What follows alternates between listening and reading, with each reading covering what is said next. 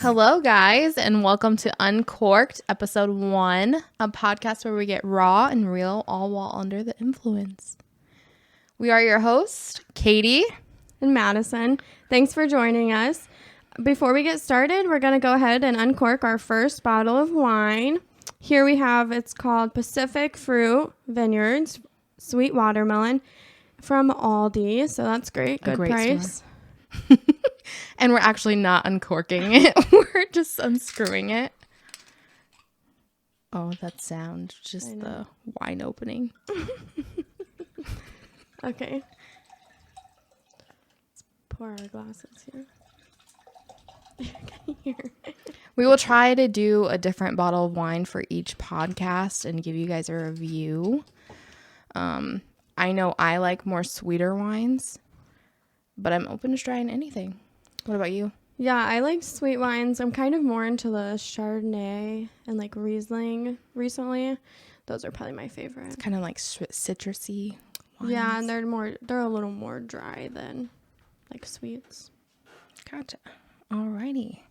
So with Uncorked, we are trying to bring, a little bit more comfortability to mental health and also like get closer. Just having conversations about mental health and everything within. I think one of our main goals is just to make it more aware and like just a more casual conversation for people to have. Right. Because I feel like with every friend that I've had or do have, when we do talk about mental health, it is so nice just to get into that conversation, but getting into that conversation is tough. If that makes sense. Yeah, there's like a boundary that you have to kind of get through. Yeah. But once you're through it, a lot of people you find have issues or want to talk about things, but no one's usually really open to talking about it until you like kind of break through those walls. Right. And once you do have those friends, it's super nice and just important. But I wanted to bring awareness to mental health and how important connection and conversations are with every person. That's one of my goals and why we started. We wanted to get to know each other better and other friends better. We'll probably have guests on this podcast every once in a while. Just by discussing topics that are hard. Yeah. I know one of the reasons I wanted to start this is just to show that it's normal. Like it's normal to not always be super happy, or it's normal to have mood swings, or it's normal to have feelings and show those feelings and express them. And I think that it should be just more casual and more open and not really feeling ashamed and stuff. So that's one of the reasons I wanted to start it. For sure. Alrighty. We also wanted to kind of let you guys get to know us a little bit. I am a full-time working mom of both children and dogs. I love hanging out with friends. I craft on the side and just whine. Yeah. She's a great crafter. I'm just I just work full time. I'm starting nursing school soon. And then I'm a dog mom and just kind of adventuring into the adulthood of life. For sure. Stuff. It's definitely different. Are you nervous for nursing school and all?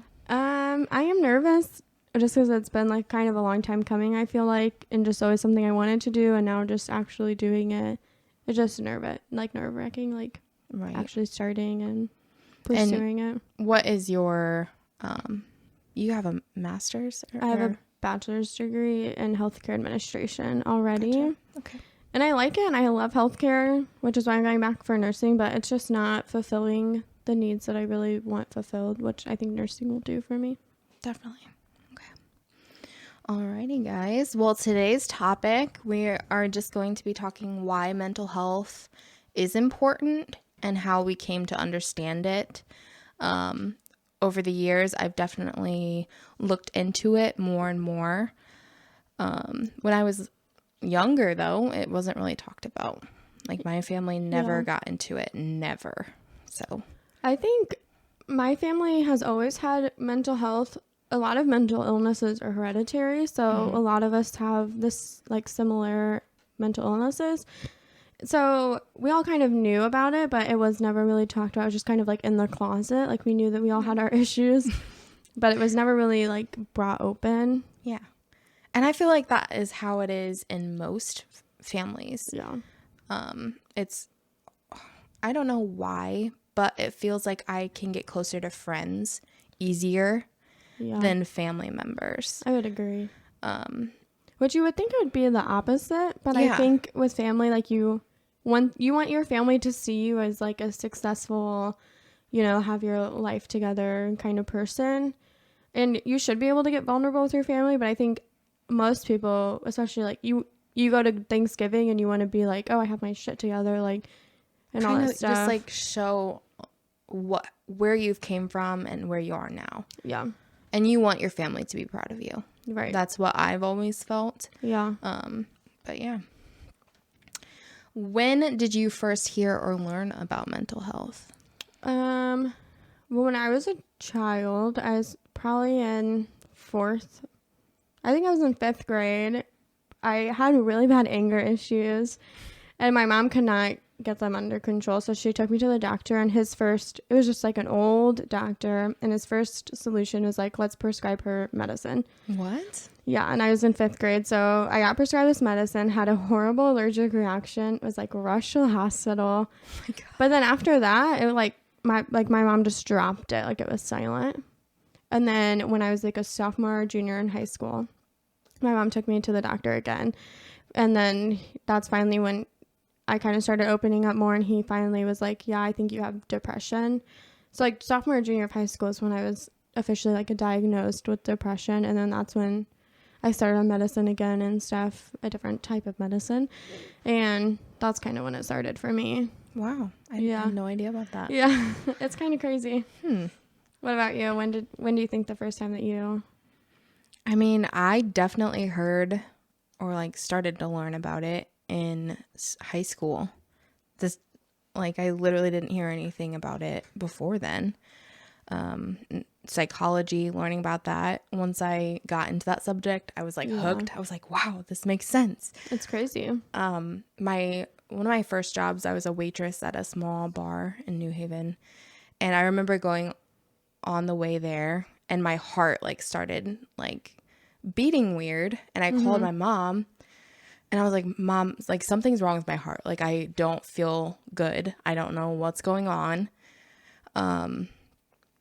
So we went to the doctor, they checked everything out, and it was fine, but it just turned out that I had anxiety really bad. Yeah. And I've had panic attacks in show choir, and I didn't even know what it was. Yeah.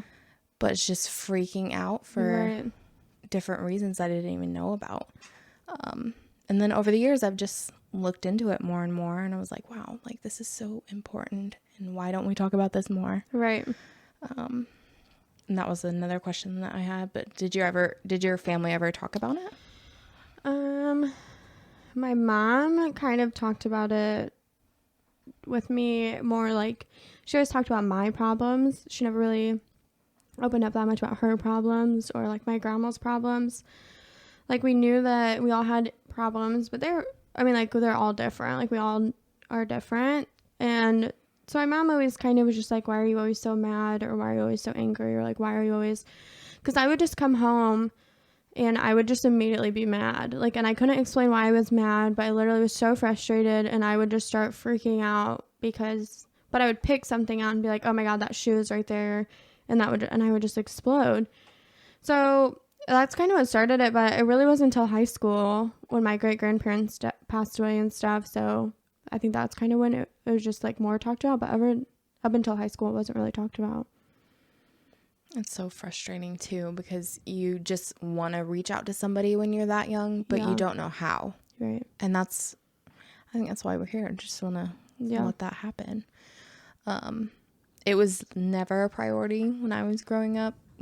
Didn't talk about anything. So I kind of realize now, I think a lot of people in my family have mental illnesses, but they will never come to fruition. Yeah. About knowing about them or even learning about it. I think it's hard too because, so like when I was a kid, I was technically diagnosed with bipolar, and that's what the first medicine was for in like 5th grade, and then that fell off, and then in high school it was depression. And then like sophomore year of college, it was anxiety and not so much depression. And then now it's like ADHD with anxiety and all the things. So I think that's also hard, is like you have all these feelings and stuff, but like you don't know what it falls under. Like, is it anxiety? Is it depression? Is it bipolar? Is it both? Is it all of them, you know? Mm-hmm. So I think that's hard too. People don't know how to like express what they're feeling and understand what it might be. Right. Totally get it. Have you ever felt like someone could never understand what you were going through at one time in your life? I would say yes, just when I have those moods of like, I get so anxious that I just like break down, but like in anger. And so I think it's hard because people don't understand. They'll be like, why are you mad? But as a kid, or even in high school, you're like, I don't know. Right. But this is how I'm feeling. Like, I literally feel like I could hit a wall, but I don't know. Like, I don't know why I'm feeling like this. And I think that's probably the worst thing of feeling that way, is like, you can't explain why you're feeling that way, but you are like having an attack in you. So that's probably then. And just as I get older, I've learned now that I'm older that a lot of people experience the same things if you just talk about it. Yes. But, you know, in the moment, you're like, have this thing happen to you and you're like, oh my gosh, I'm the only one that feels like this, or I feel so alone, or you're just like in your room crying and you're like, I'm alone. But in reality, like, you usually have people that you can reach out to. You just have to reach out. So I think that's what people need to, and just reach out. Yeah. The reality is somebody has gone through something at least so similar to your situation. They may deal with it in different ways. They may reach out in different ways, but it's still important. I think the last panic attack I had was when coronavirus was like first in the US and we had the shutdown. I had a panic attack and like couldn't breathe. Really? I just laid in bed for probably 6 hours. Nick was like taking care of the kids and just like letting me. But you just felt like numb, like you couldn't do anything. You just, and I could really never come up with a reason why I was doing this. And he was like, babe, like we're fine. Like I have a nice, like a job that we can take care of us. And we don't really have to worry about that. We're fine. Right. But he really wasn't understanding why. And that's hard, because I think that is hard too, especially when you have like a significant other, like trying to explain to them how you're feeling, but it's good that they're supportive and they try their best to understand, but it's so hard because you're like, you don't understand. You don't know what it's like, and which you can't be mad at them for not knowing what it's like, but it's hard when you like don't really have someone who has experienced things that you've experienced. Yeah. And I know both of us, like each of our partners grew up totally different than what we did. Yes. So that's especially hard. Yes. Trying to explain to someone that doesn't have any clue what you're talking about. And I don't know, his family is totally different from my family, which is nice and refreshing, but also just difficult. It's like something new and exciting, but it is difficult because like he was raised with two parents, never moved, had like his parents had stable jobs, like really he never had to really worry about things. Not that they didn't have struggles and, you know, just normal stuff, but he didn't have to worry about the things that we had, like that we both have had to worry about and stuff.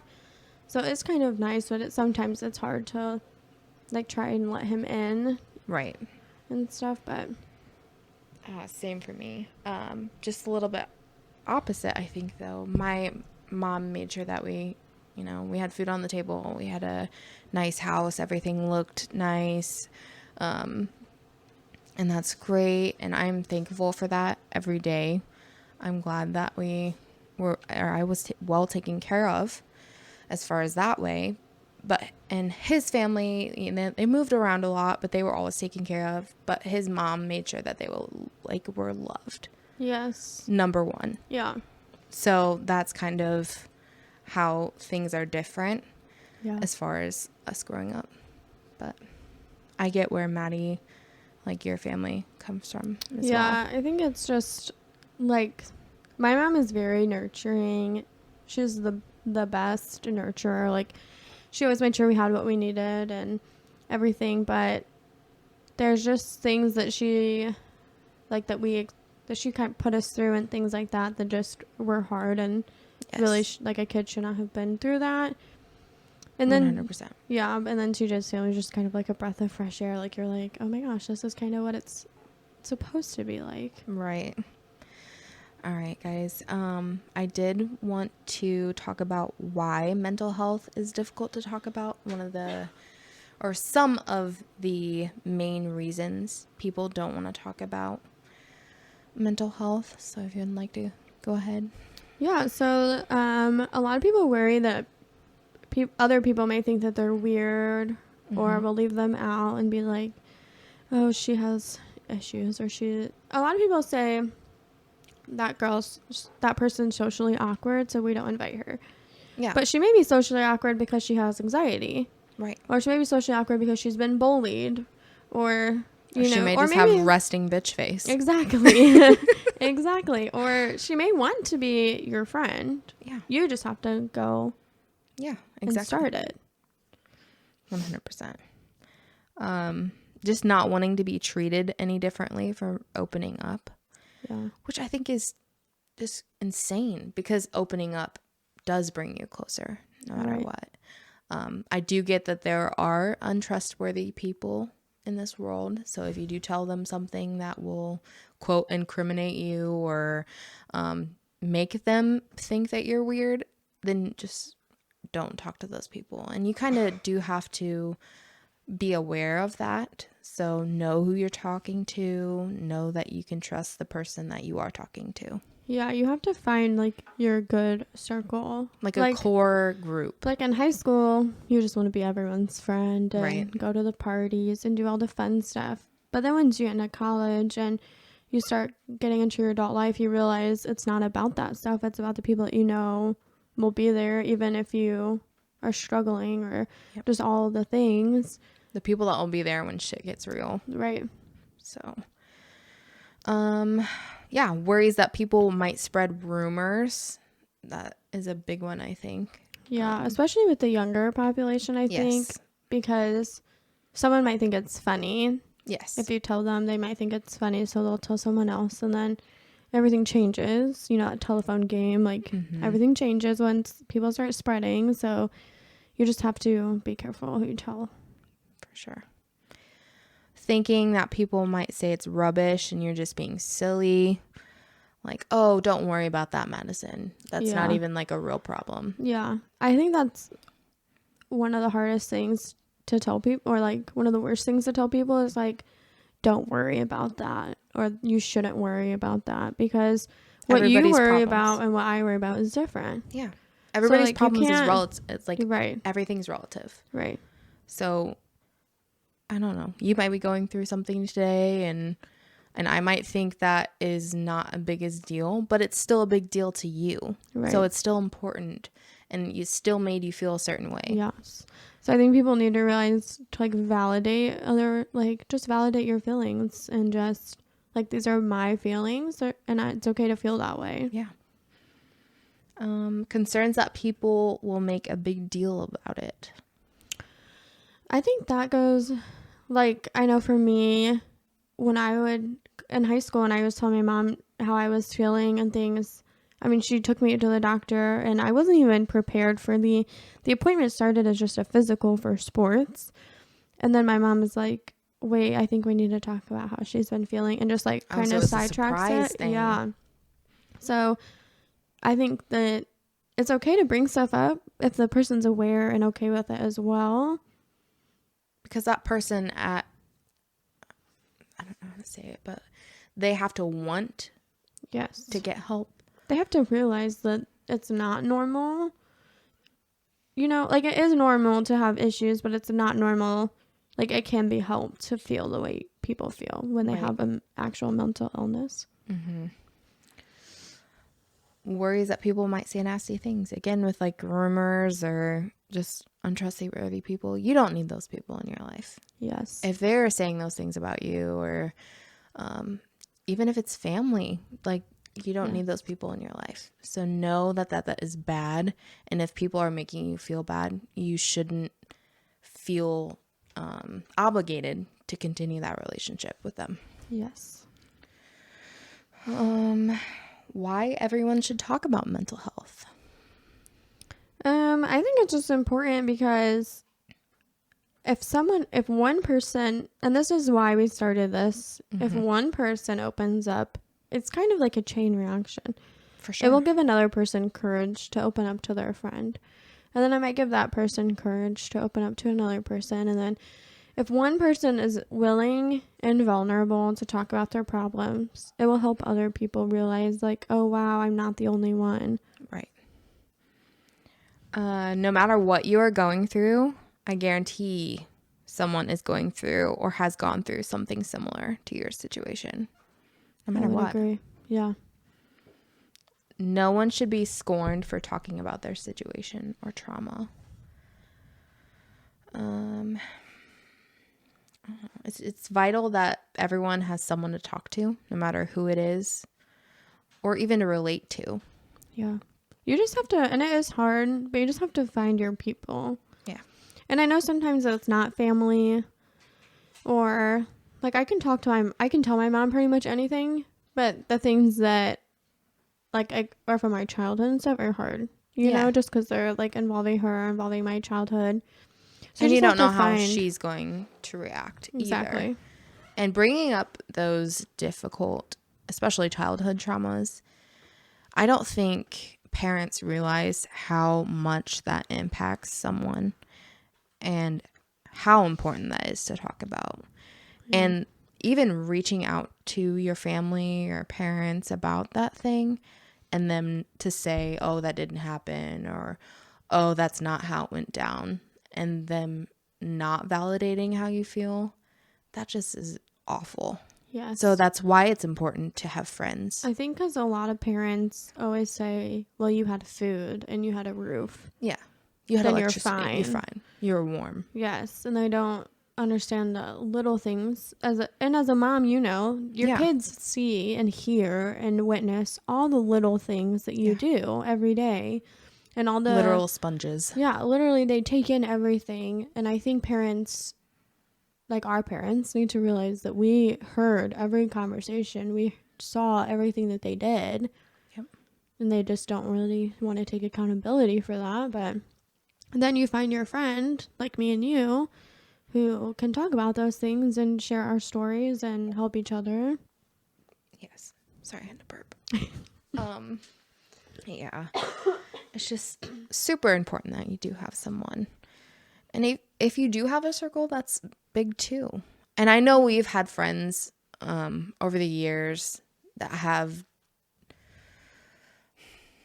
kind of made situations difficult, or if we have opened up to them, they've thrown it back in our face or done something awful with the information you have given them. Yeah.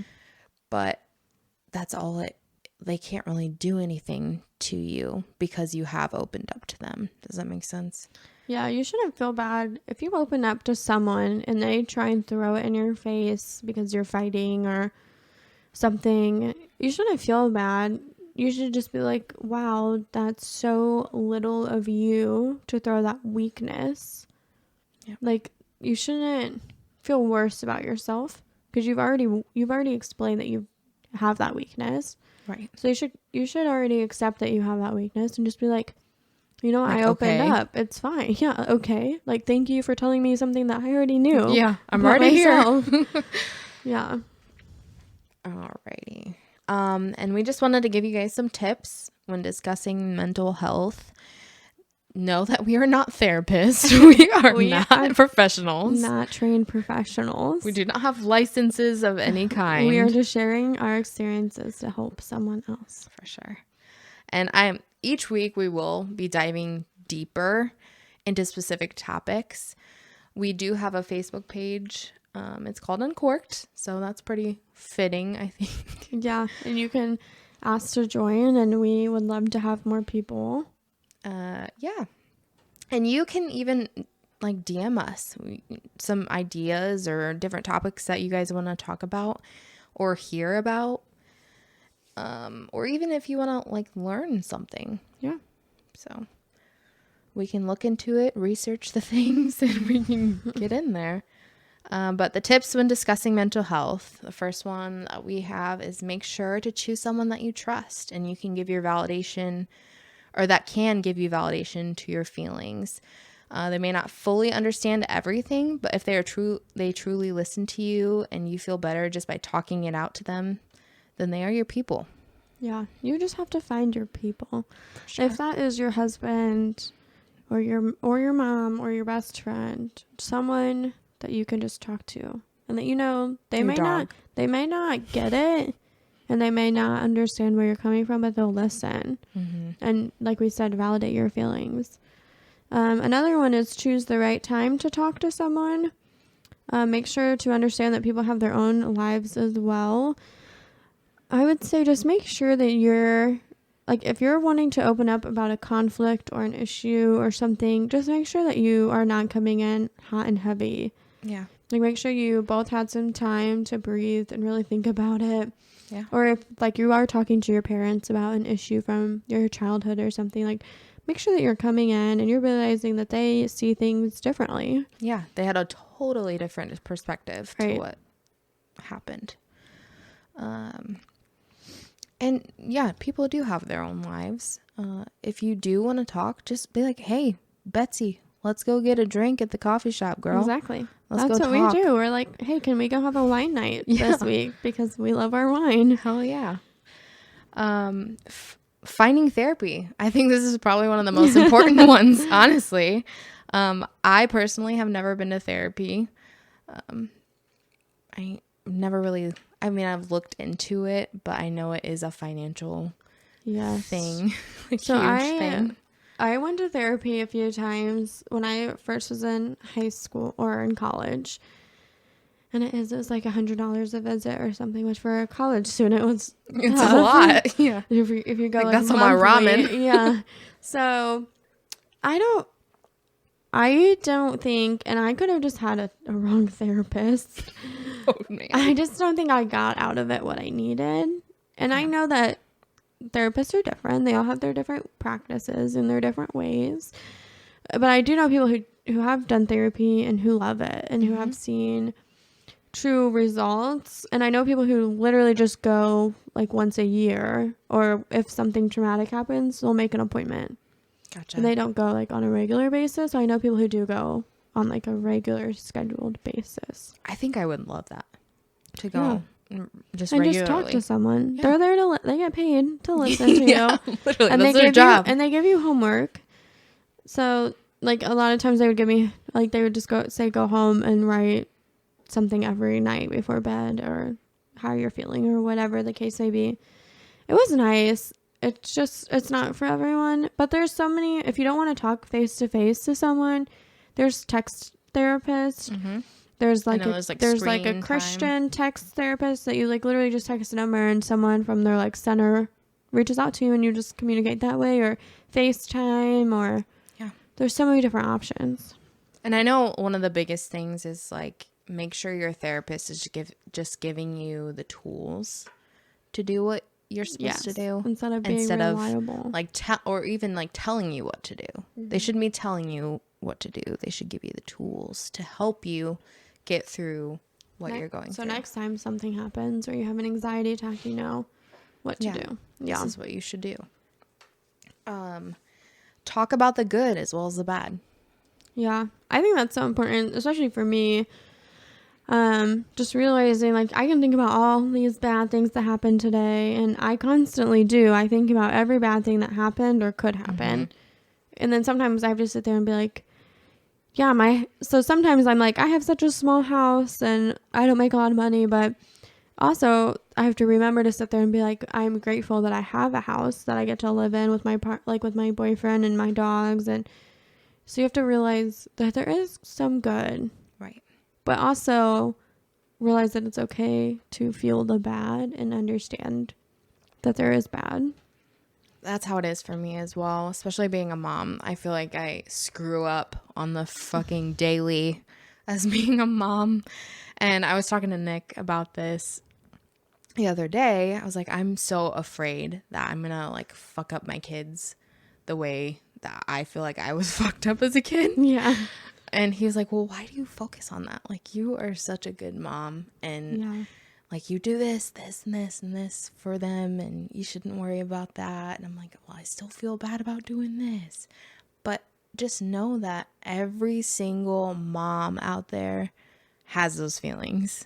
They feel like they fuck up on the daily and like are doing bad things. But as long as like you're trying to do your best every single day, like, you're gonna be a good mom. Yeah. So writing down your feelings in a journal is another tip.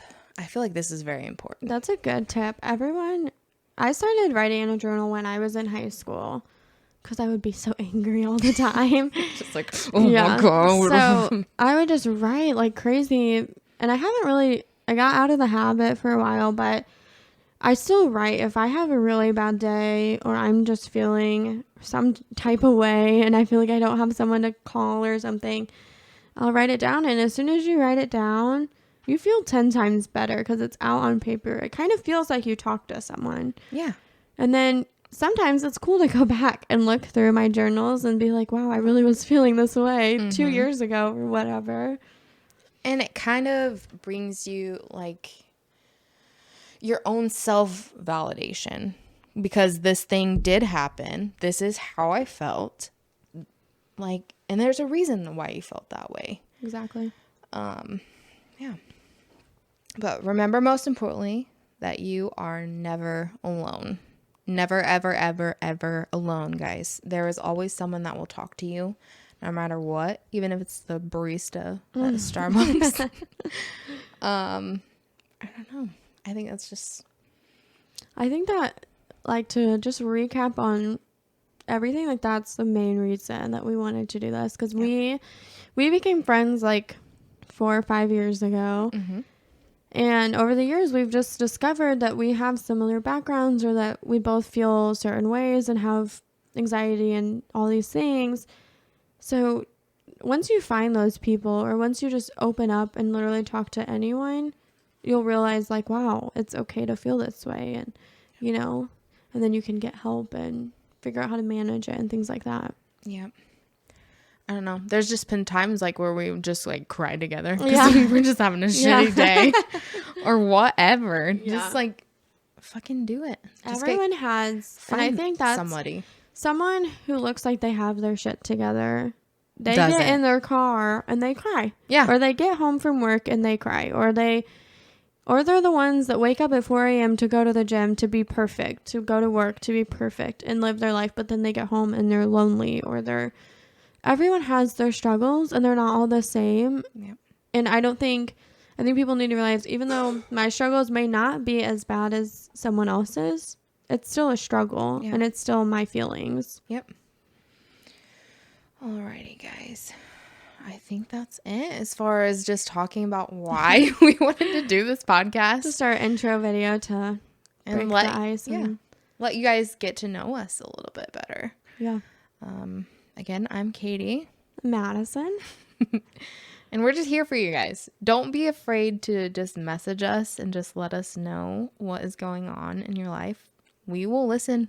We'll be there for you. Our goal is to build a strong community of men and women who just want to have positivity in their life. And I know we want to be more positive in our life and just build that strong community that we can go to when we're having a bad day. Yeah. And I just want to thank you guys so much for listening today. Feel free to reach out and go to our group on Facebook and just request to join. We'll let you in. Before we go though, let's go ahead and review the wine. What did you think? I thought it was pretty good. It was a little more sparkly, like that's how I felt too. It had a little more, like, it was more bubbly. Yeah, a little more bubbly than I usually would go for. But the flavor, like the watermelon flavor, was good. Yeah, and for it being at Aldi, it's a steal. Hell yeah, girl. Definitely. I think it was like $4.99 or something, so very affordable. And Aldi always has those different kind of wines that you never would think to pick up. Exactly. But I was like, watermelon, we have to try this one. And like she said, it's very sparkly. So beware. If you do like that, you will definitely go for this. And it's very sweet. I would probably rate it like a 5 out of 10. Yeah, 10 being the best wine that I've ever had. Best wine ever. I'd probably do like probably like a 4 or 5 as well. Just the flavor was good. Yes. Just a little too bubbly. Like I probably couldn't drink a bunch of it. For sure. Alrighty. There will be links in the descriptions below, just if you want to look into some of our tips or why mental health is important. We will put those in there. We'll also have our link to our group on Facebook. Feel free to join. Our podcast as of now will be about, I think, every 2 weeks. Yeah. We will talk though and see how everything goes and let you know if that does change. Make sure to subscribe to us and just follow along on this journey. Yeah, we're here for you guys. Thank you so much.